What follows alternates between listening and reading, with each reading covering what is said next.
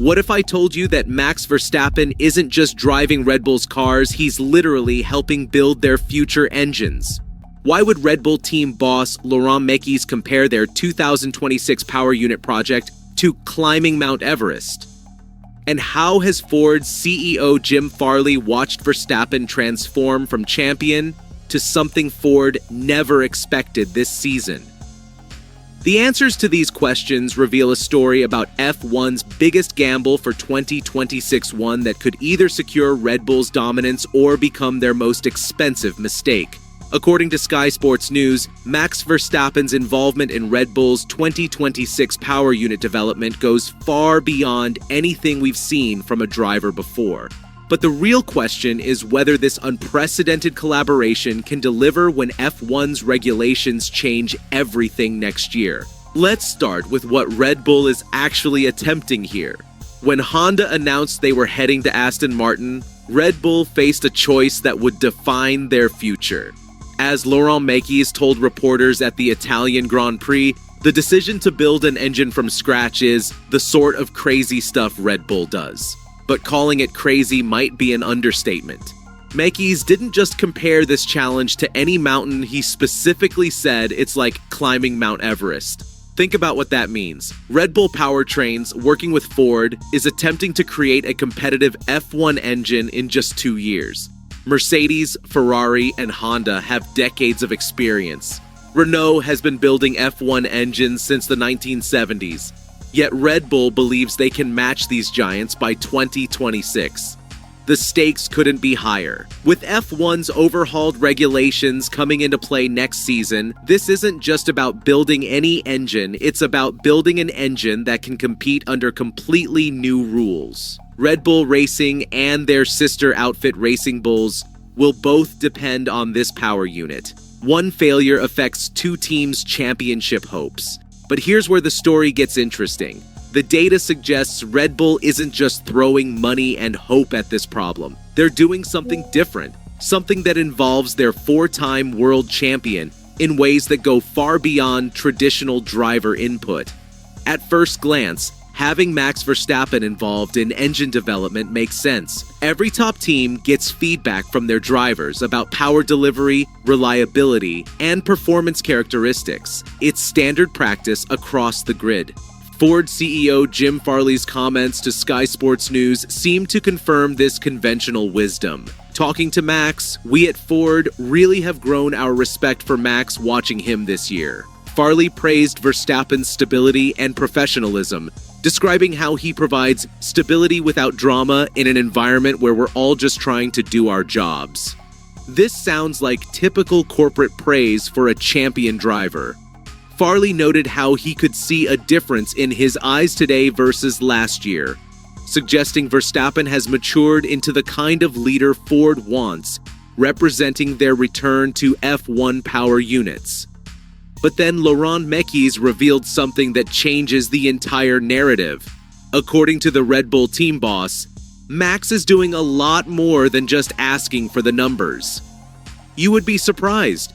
What Mekies said next reveals why this partnership might be unlike anything we've seen in modern F1, and why Ford's investment could pay off in ways their competitors never expected. Here's what Mekies actually told reporters about Verstappen's involvement. Max is giving so much to the projects also outside of the car. He's not just asking the numbers, he's testing the car in the simulators. He's working with engineers on both sides of the fence to understand how do we develop these 2026 cars. Where do we try to get the power? Where do we try to get the downforce? Most significantly, Mekies revealed that Verstappen is involved in strategic decisions about power and downforce distribution for the 2026 regulations. This suggests he's not just testing what engineers give him, he's influencing what they build in the first place. Mekies concluded by emphasizing just how central Verstappen is to the entire project. That's how central to the project he is. He certainly wants a fast car next year, and he's doing everything he can in the car and outside the car to help us give him that. When was the last time you heard about a driver working directly with engineers on engine development strategies? The implications of this approach extend far beyond Red Bull's 2026 chances. If successful, this collaboration could redefine how F1 teams approach regulation changes. Instead of engineers designing components in isolation and then asking drivers for feedback, Red Bull is integrating Verstappen into the fundamental development process. The competitive advantage could be significant. While Mercedes, Ferrari, and other manufacturers are developing 2026 engines based on their engineering expertise and simulation data, Red Bull Ford is developing theirs with direct input from a four-time world champion who understands exactly what it takes to win under pressure.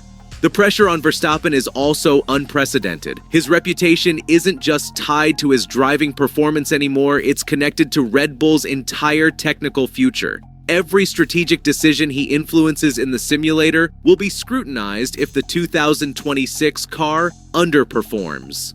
Several critical questions remain unanswered as we head toward 2026.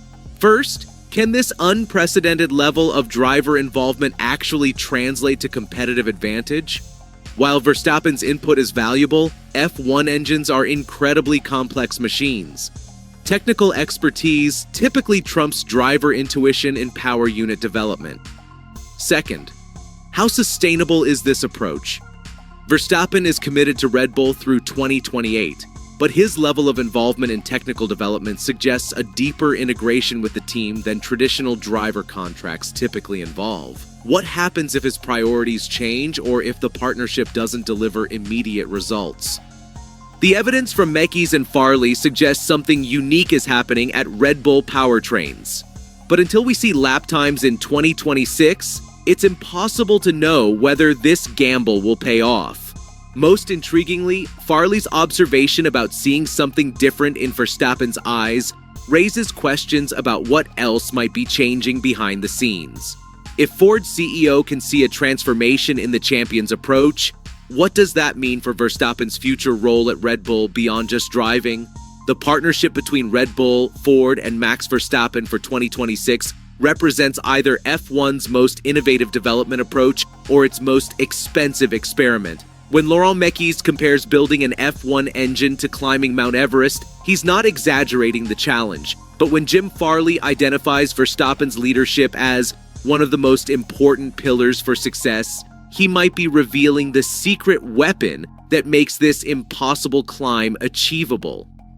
The real test comes in 2026, when F1's new regulations reshape the entire competitive landscape. Every simulator session Verstappen completes, every strategic discussion he influences, every technical decision he helps make will be evaluated on track against engines developed by manufacturers with decades more experience.